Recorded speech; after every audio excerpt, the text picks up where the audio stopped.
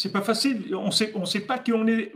Vous imaginez si quelqu'un vous disait qui vous êtes. Personne ne sait qui vous êtes. Il n'y a que Hachem et Rabbi Nachman, c'est tout, qui savent qui vous êtes. C'est eux qui connaissent votre âme, votre véritable identité et votre histoire aussi. Parce qu'on a une histoire.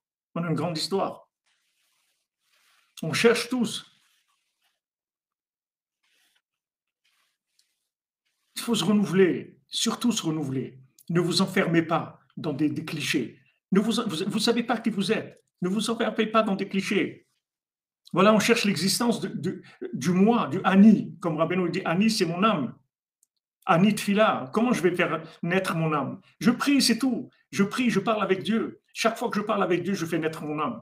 Alors surtout, comme il a dit mon Shimon, surtout quand je fais des doutes en français, parce que c'est ma langue, waouh, mais c'est un tikkun extraordinaire. Parce que Rabbeinu dit que quand on fait des doutes, ça devient du Lashon HaKodesh. C'est du Lashon HaKodesh. Donc ça veut dire que j'ai sanctifié le langage. Comment je l'ai sanctifié? J'ai parlé avec Hachem. Et qu'est-ce que j'ai sanctifié le français? Alors, c'est le tikkun le plus élevé qui est. J'utilise la langue qui est l'anti-sainteté pour parler avec Dieu. Mais c'est extraordinaire. Hachem aide-nous à nous découvrir, fait qu'on puisse trouver notre route. Amen, amen, Chaimati. Hachem te bénisse, mon ami. Soudra Benou. Tout le monde le mérite, Naruto. Tout le monde mérite d'être bien. Tout le monde mérite. Tout le monde le mérite. Bien sûr, c'est pas que la France, mais ça reprend le monde entier. Parce que, si vous voulez, le français, la langue française, elle agit dans toutes les langues du monde. Parce que vous avez d'un côté le Lashon HaKodesh et de l'autre côté opposé, vous avez le français. Et au milieu, vous avez toutes les langues. Donc le français, c'est quelque chose qui influence toutes les langues du monde. Quand vous parlez à Hachem en français, vous réparez tous les langages, tout le système de la communication du monde. C'est quelque chose de très élevé. C'est pour ça qu'on est nés tous dans des endroits, on nous a mis dans des endroits où on avait peu de chances de s'en sortir. C'est comme l'inversion des bébés. Il avait vraiment peu de chances de s'en sortir. À la naissance même, on l'a mis dans le berceau du fils de la servante, et il a été élevé comme un fils de servante. Allez-y après pour vous en sortir. Allez-y. Rabbeinu dit que plus les âmes elles sont grandes et plus il y a l'inversion quand elles arrivent dans le monde. Le Satan il les laisse pas venir par le chemin qu'il faut. Vous voyez, comme on l'a dit plusieurs fois, David Améler vient de Sdom, Ruth à Moabite. Regardez tout. Et Yosef, tous ces âmes énormes là, ces gens qui ont changé le monde.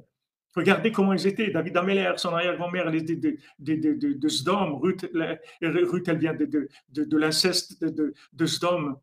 Moab, c'est des situations terribles à vivre. Vous croyez que les gens, ils ont le moral quand ils viennent d'endroits comme ça? Vous croyez que quelqu'un, il est joyeux d'être né de l'inceste? C'est terrible, c'est des choses terribles qu'il y a. Mais ces gens-là, c'est la Géoula, c'est le Mashiach.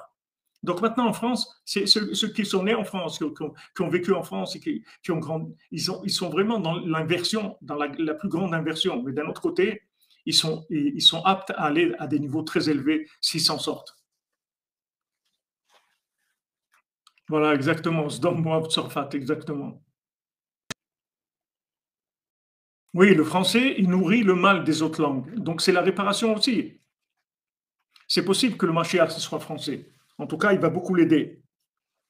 Il n'est jamais trop tard. Pourquoi il va être trop tard? Il n'y a jamais trop tard. Tant qu'on est vivant, ça veut dire que c'est bon, qu'on va y arriver. Il n'y a pas de, qu'est-ce que je dis? Il n'y a pas de trop tard. Au Hachem, regardez où on est. Est-ce qu'il y a quelque chose de plus grand, de plus beau au monde? Est-ce qu'il y a plus grand au monde que de connaître Rabbi Nachman et de Sipurim Asiot? Il n'y a rien de plus beau au monde. De se lever la nuit pour échanger dans les enseignements de Rabbi Nachman, comme on vit ces moments-là. Est-ce qu'il y a quelque chose de plus beau? En direct de Ouman, les gens ils sont en train de parler de Poutine et des missiles avec des porteurs de trucs nucléaires. On est à Ouman, de quoi on est en train de parler? Il y a quelque chose de plus beau au monde.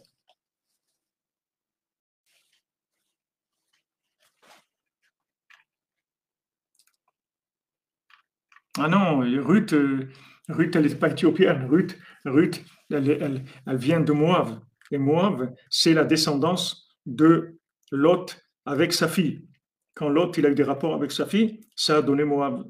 Et Ruth, elle vient de là.